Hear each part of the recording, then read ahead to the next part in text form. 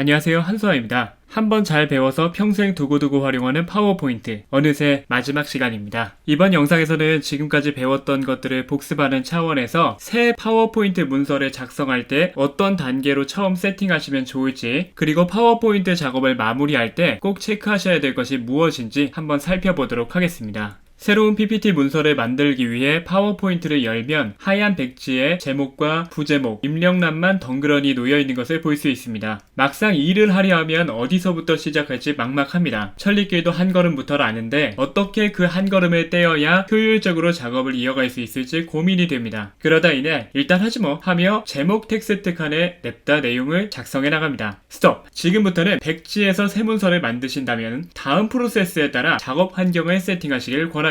노련한 나무꾼은 나무를 하기에 앞서 잠시 시간을 들여 녹기나를 갈고 주변을 정리한다고 합니다. 파워포인트 업무도 이와 같습니다. 간단하게라도 마스터와 레이아웃을 정비하고 슬라이드 크기를 세팅하는 등 몇 가지 사전 준비를 하는 습관을 들인다면 보다 효율적으로 작업하실 수 있습니다.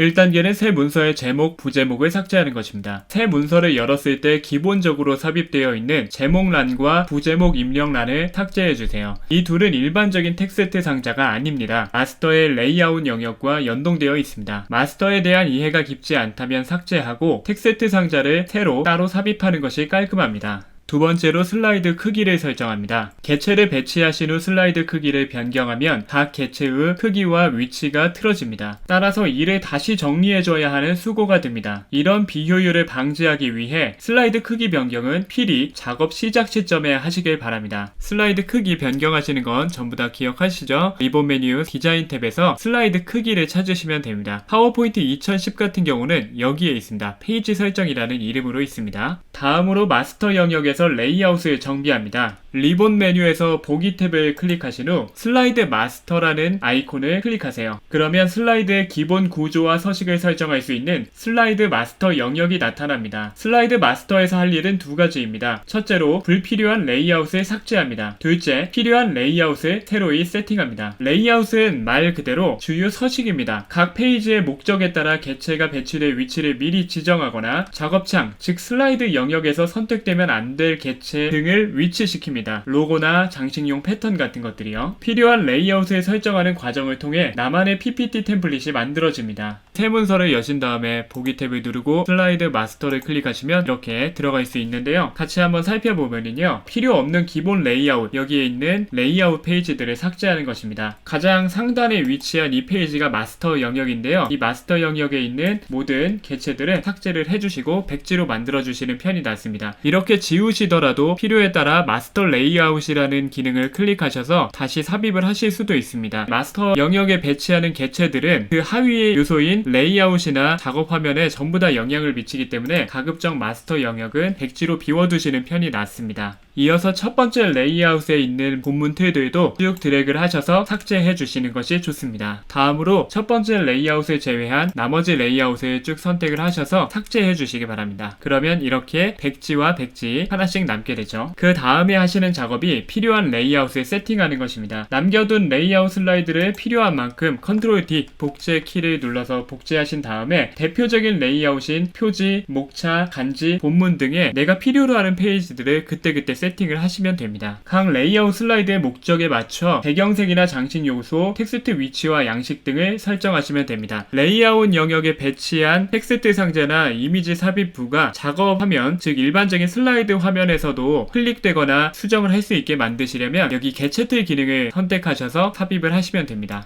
다음 단계는 안내선 설정입니다. 정돈되고 일관된 디자인을 위해 Alt F9를 누르면 나오는 안내선을 활용하시는 것이 좋습니다. 다만 일반 슬라이드 작업창에서 설정한 안내선은 실수로 위치를 옮기게 되면 실행 취소를 통한 복구가 되지 않습니다. 따라서 마스터와 레이아웃 영역에서 설정해 주시는 것이 좋습니다. 슬라이드 마스터 영역 최상단에 있는 마스터 슬라이드에는 모든 레이아웃에 공통적으로 적용될 안내선, 즉 상하 좌우 여백 정도만 세팅을 해줍니다. 이후 각 레이아웃별 목적 과 디자인에 따라 각각의 안내선을 설정해 주세요. 다섯 번째 단계는 기본 텍스트 상자 설정입니다. 새 문서를 열면 텍스트는 맑은 고딕 검은색 18폰트가 기본 설정입니다. 이를 작성할 PPT에서 주력으로 사용할 텍스트로 변경하신 후 기본 텍스트 상자로 설정해두면 이후 매번 폰트 모양과 색상, 크기를 바꾸는 수고를 덜 수 있습니다. 특히 이때 윤곽선 코팅까지 적용해두시면 이후 더 이상 신경 쓰지 않아도 유리하고 가독성 높은 텍스트 디자인이 가능해집니다. 텍스트 윤곽선 코팅은 입력한 텍스트의 테두리가 거칠게 깨지는 현상을 방지하여 디지털 화면에서의 가독성을 높여주는 기능이었죠. 윤곽선 코팅을 하실 텍스트를 쭉 드래그해서 선택하시고 오른쪽 버튼 클릭, 밑에서 두 번째 혹은 세 번째에 있는 텍스트 효과 서식을 클릭하신 다음에 널판지 위에 A나 한글 가가 적힌 아이콘을 클릭하시고 텍스트 윤곽선에서 실선, 투명도 100%를 주어서 세팅하는 기능이었습니다. 기본 텍스트 상자로 설정 같은 경우는 선택한 텍스트 상자에 적용된 서식, 즉 폰트 종류, 크기, 색상, 기타 설정 등이 이후 삽입하는 텍스트 상자에 기본으로 적용되도록 하는 기능이었는데요. 세팅하신 기본 텍스트 상자로 설정할 텍스트 상자를 우클릭하신 다음에 기본 텍스트 상자로 설정 이 항목을 클릭하면 간단히 적용할 수 있는 기능이었습니다. 여섯 번째 단계는 기본 도형 설정입니다. 기본 텍스트 설정과 마찬가지로 새로 삽입하는 도형에 적용될 설정, 즉 채우기 색, 윤곽선 유무와 색상, 내부 텍스트 양식 등을 지정해줍니다. 자주 사용하게 될 도형 서식을 정해두면 도형 삽입 시마다 새로이 세팅할 필요가 없어 작업 효율성이 높아집니다. 방금 전에 보셨던 기본 텍스트 상자 설정과 마찬가지로 내가 설정할 도형을 우클릭하신 다음에 기본 도형으로 설정이라는 항목을 클릭해주시면 됩니다. 마지막으로 파일의 글꼴 포함 저장을 설정합니다. 파워포인트 옵션 중 폰트 포함 저장은 각 PPT 문서 파일마다 따로 적용해줘야 합니다. 파일의 글꼴 포함을 적용해놔야 다른 PC에서 열람할 때 폰트가 깨지지 않기에 잊지 말고 설정해주시기 바랍니다. 파일의 글꼴 포함은 파워포인트 옵션에서 저장 항목 가장 아래에 있는 체크박스를 클릭해 설정하실 수 있습니다. 옵션은 리본 메뉴 파일 탭을 클릭하신 다음에 불러오셔도 좋고요. 단축키 Alt F-T를 순차적으로 눌러서 불러오실 수도 있습니다. 드디어 끝났다!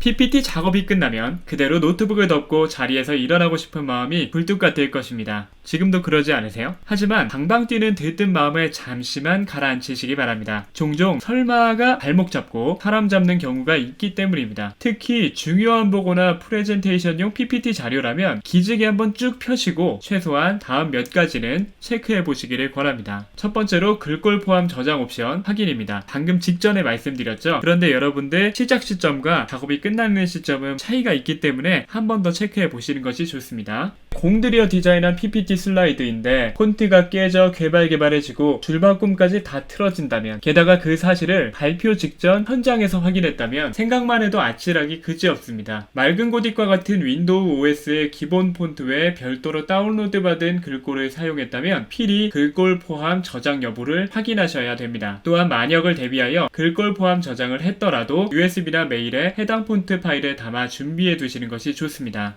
다음으로 인쇄를 겸하는 PPT라면 작업을 끝내시기 전에 Ctrl P 인쇄 단축키를 눌러서 메뉴를 열고 출력 결과를 미리 확인하시기 바랍니다. Ctrl P 키를 누르시면 이런 화면이 나타나게 되는데요. 이때 체크하실 사항은 크게 두 가지입니다. 먼저 애니메이션을 적용했을 경우 개체들이 포개지며 인쇄시 안 보이거나 이상하게 보이는 부분을 찾아봅니다. 다음으로 컬러 모드를 회색조로 바꿔 흑백 인쇄 시 검은색으로 표현됨에 따라 가려지는 부분이 없는지, 강조할 부분인데 회색으로 변해 가독성이 낮아지는 부분은 없는지 체크해야 합니다. 중요한 프레젠테이션의 경우 발표 형식으로 진행이 되더라도 주요 의사결정자에게는 슬라이드를 인쇄하여 배포하는 경우가 많기 때문입니다.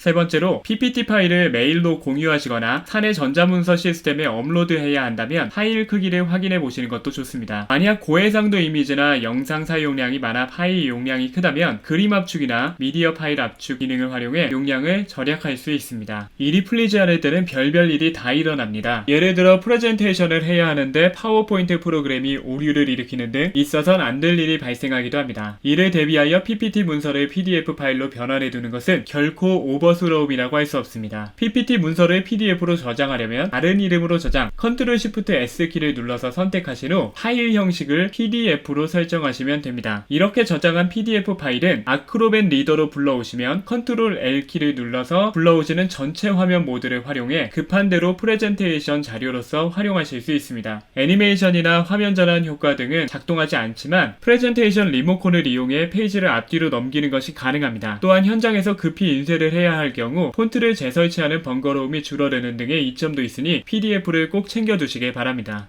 마지막으로 비상 상황을 대비한다는 취지에서 PPT 파일을 USB와 이메일 등 여러 채널로 분산해 저장, 전송해 두는 것도 좋습니다. 원본 파일에 문제가 생기더라도 당황하지 않고 대응할 수 있고, 이는 프레젠테이션을 할 때 자신감으로 연결됩니다. 끝까지 디테일을 놓치지 않는 섬세한 열정이 성공의 시작이 됩니다. 여기까지 해서 파워포인트 왕초보분들이 중수에 이르기까지 필요한 모든 핵심적인 기술과 디자인 기초에 대해서 제가 준비한 내용을 전달드렸습니다. 이 강저하와 교재에 수록한 기능과 스킬만 잘 다루실 줄 알아도 파워포인트를 활용한 웬만한 표현을 다 하실 수 있습니다. 하지만 막 학습을 끝낸 지금은 실력이 늘었다는 실감이 좀 채 나지 않을지도 모릅니다. 지식은 있지만 아직 손에 익지 않았기 때문입니다. 서투름에서 오는 불편함에 굴하지 않고 조금만 더 연습을 이어가시면 금세 실력의 가속도가 붙을 것입니다. 앞으로 파워포인트의 중수를 넘어 고수로 성장하실 수 있도록 몇 가지 학습 가이드라인을 제안드립니다. 첫 번째는 교재나 강의를 활용한 학습인데요. 이 교재를 보시거나 강좌를 쭉 정주행하신 분들이라면 이미 이 단계는 완료하셨습니다. 적용하시다 막히는 점이 생기면 익숙해질 때까지 몇 번 더 책을 보시거나 강좌를 살펴보시면 됩니다. 책만으로 마냥 모자라시다면 기회가 될 때 오프라인 강의를 수강하는 것도 새로운 스킬을 학습할 때 시행착오를 줄이는 방법입니다. 하지만 거듭 말씀드리건대 이 교재와 강좌에서 제가 말씀드린 내용만 잘 익히셨다면 여러분들께는 더 이상 기초 강좌는 필요하지 않으실 겁니다. 두 번째는 기본 기능 복습과 연습입니다. 어떤 주제도 독서와 강의 수강만으로는 내 것이 되지 않습니다. 특히 스킬은 더욱 그렇습니다. 머리가 아닌 손끝으로 기억하셔야 됩니다. 이를 위해서는 복습과 연습이 왕도입니다. 처음에는 익숙하지 않더라도 PPT 작업 시 배운 내용을 적용해 보려 노력하시면 점차 손에 익을 것입니다. 정주행을 마치셨더라도 이후 종종 영상 강의들을 보시면서 기능 사용법을 한 달가량만 연습해 보세요. 기본 기능이 익어야 조합해서 다채롭게 표현하는 다음 단계로 넘어가실 수 있습니다. 세 번째 단계는 디자인 레퍼런스 모사하기입니다. 기본 기능 활용에 어느 정도 익숙해지시면 마음에 드는 디자인을 모사해 보시기를 권합니다. 꼭 PPT가 아니더라도 괜찮습니다. 포털 사이트의 배너 광고나 SNS의 카드 뉴스, 웹 디자인 등 모사할 레퍼런스의 종류는 무궁무진합니다. 따라 만들기를 통해 다양한 표현 방법과 디자인 센스를 기르실 수 있습니다. 네 번째는 나만의 스타일 정립하기인데요. 디자인 레퍼런스를 모사하는 과정에서 자연스레 기본 기능의 조합, 응용력이 향상됩니다. 어느 순간 따라 만들지 않아도 그간 쌓인 여러 표현 방식을 상황과 디자인 컨셉에 맞춰 활용하게 됩니다. 2단계에 이르기까지 최대한 다양한 스타일을 접해보시되 점차 선호하는 디자인 방식을 정립해 가시길 바랍니다. 마지막 다섯 번째는 다양한 컨텐츠 제작입니다. 파워포인트는 기본적으로 프레젠테이션 슬라이드를 만드는 도구입니다. 틀린 말은 아닙니다. 하지만 이 정의에 따르면 파워포인트의 가능성과 활용도가 너무 한정되어 버립니다. 파워포인트는 보고서나 발표 자료뿐만 아니라 여러 그래픽 컨텐츠를 손쉽게 만들 수 있는 전천후 크리에이팅 도구입니다. 파워포인트 사용에 익숙해지시면 다양한 콘텐츠를 제작해 보셨으면 합니다. 카드 뉴스나 배너, 썸네일, 책자와 브로셔, 포스터 등을 만들며 실력과 응용 범위를 더욱 넓혀갈 수 있습니다. 이쯤 되면 파워포인트는 더 이상 애증의 대상이 아니라 명실상부하게 여러분들의 특기이자 필살기가 되어 있을 것입니다. 제가 준비한 수업은 모두 마쳤습니다. 제가 말씀드린 사항과 당부들을 꼭 적용해보세요. 하루아침에 이루어지는 것은 없지만 조금씩 시도하는 하루하루가 쌓여 변화는 분명하게 이루어질 것입니다. 약 60편에 이르는 강의, 두터운 교재를 함께 정주행해주신 여러분들께 깊은 감사를 드립니다.